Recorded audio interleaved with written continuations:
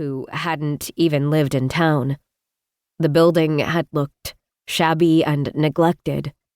But my dad and my brother, Liam, had poked around and concluded the house had good bones.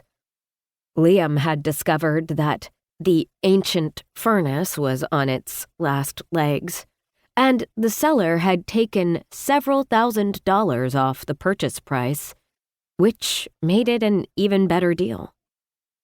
After a lot of work, the house had turned into the home I had hoped it would be.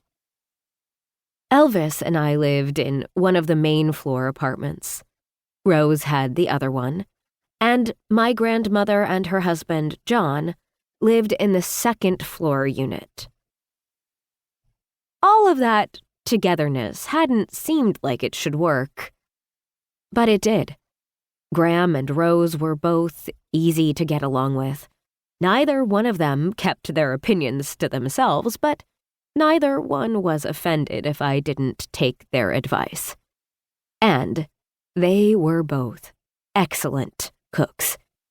In fact, I had my fingers crossed that Rose would make more than dog and cat treats this afternoon.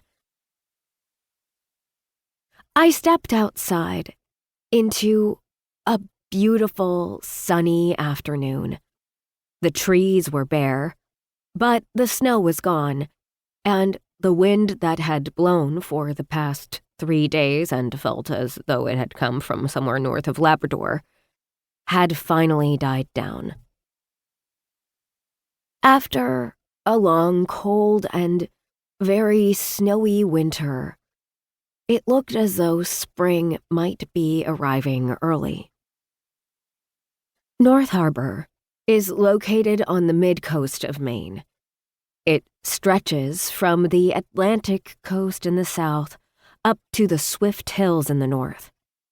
The town was settled by Alexander Swift back in the late 1760s. Where the hills touch the sea is how North Harbor has been described for more than 250 years. Full-time residents of the town total just over 13,000 souls, but that number more than triples between June and September with tourists and summer people. We have no drive-thrus or fast food restaurants.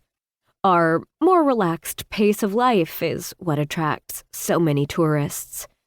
That, and the beautiful, historic buildings, quirky little shops, award-winning restaurants, and gorgeous scenery.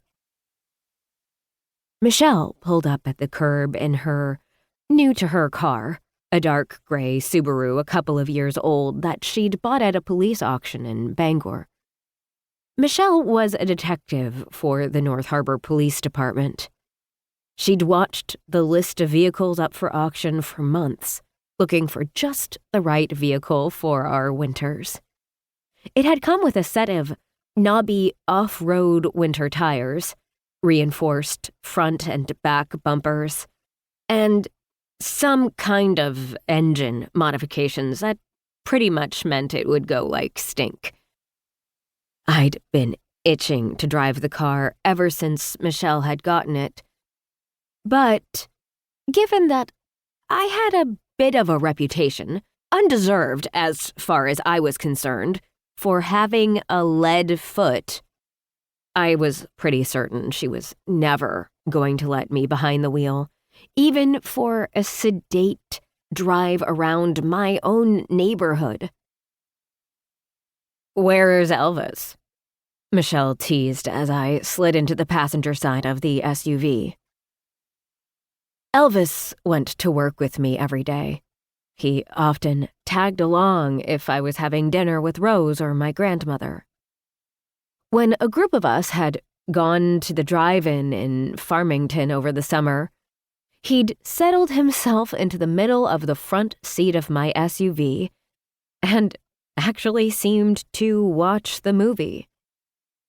Aside from the fact that Elvis was a bit of a backseat driver, the cat was good company.